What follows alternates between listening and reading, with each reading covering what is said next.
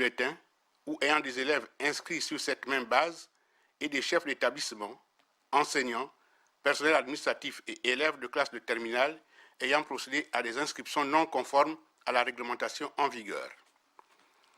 Le ministre de l'Enseignement supérieur, de la Recherche scientifique, du transfert de technologies, de l'Éducation nationale chargée de la formation civique, vu la Constitution, vu la loi numéro 3/88 du 31 juillet 1990 fixant les conditions générales d'emploi des agents contractuels de l'État, vu la loi numéro 8/91 du 26 septembre 1991 portant statut général des fonctionnaires, vu la loi numéro 20/92 du 8 mars 1993 portant statut particulier des fonctionnaires du secteur éducation, vu la loi numéro 1/2005 du 4 février 2005 portant statut général de la fonction publique, vu la loi numéro 14/2005 du 8 août 2005 portant code de déontologie de la fonction publique, vu le décret numéro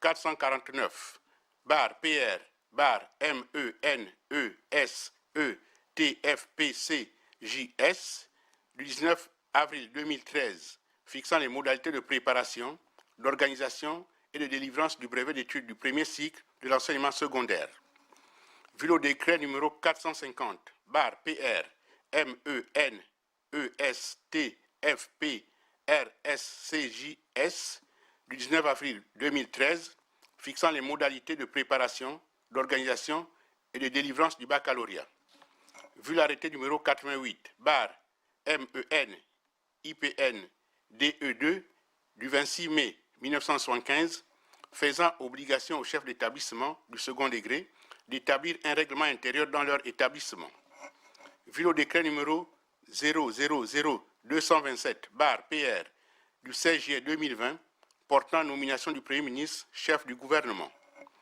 vu le décret numéro 000-228/PR/PM du 17 juillet 2020 fixant la composition du gouvernement de la République, vu le rapport de la commission rogatoire numéro 000-822/MENFC/SG du 13 mai 2020 portant examen des dossiers querellés des candidats aux examens du BEPC et du baccalauréat, session 2020.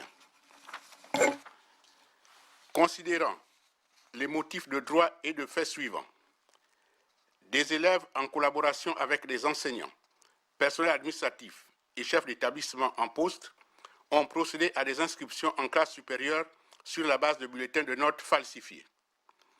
Les 10 élèves ont obtenu, pour certains, des inscriptions en classe supérieure en contrepartie d'une somme d'argent. Les parents de ces élèves ont obtenu des inscriptions sur la base de faux bulletins ou des bulletins non conformes établis par des enseignants. Que ces faux bulletins ont été produits par des établissements privés. Que certains établissements privés ont inscrit des élèves sur la base de faux bulletins. Des chefs d'établissement ont opéré des inscriptions en classe supérieure sur la base des relevés du bac des années antérieures. Des personnels de l'éducation et autres ont procédé à des inscriptions négociées ou frauduleuses. De tels faits sont constitutifs de fautes disciplinaires, voire pénales et susceptibles de poursuites judiciaires, qu'il y a lieu de sanctionner. Que le contexte actuel de la pandémie du Covid-19 nécessite d'instaurer la sérénité au sein du milieu éducatif. Décide. Article 1er. La présente décision, prise en application des dispositions des articles 128 et 133 de la loi numéro 8/91 du 26 septembre 1991 portant statut général des fonctionnaires et celle de l'arrêté numéro 88/MEN-IPN-DE2 du 26 mai 1975 faisant obligation aux chefs d'établissement du second degré d'établir un règlement intérieur dans leur établissement, porte sanction des établissements privés ayant produit de faux bulletins et des chefs d'établissement, enseignants, personnel administratif et élèves de classe de terminale ayant procédé à des inscriptions non conformes à la réglementation en vigueur. Article 2. Sont sanctionnés de suspension de fonction pour une durée de 5 ans les chefs d'établissement dont les noms font l'objet de la liste portée en annexe. Les concernés sont remis à la disposition du secrétariat général. Article 3. Sont sanctionnés d'interdiction de toute participation à l'organisation et au déroulement de tout examen les enseignants dont les noms font l'objet de la liste portée en annexe.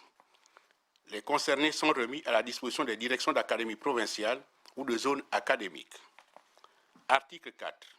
Les personnels administratifs dont les noms font l'objet de la liste portée en annexe sont remis à la disposition des directions d'académie provinciale ou des zones académiques.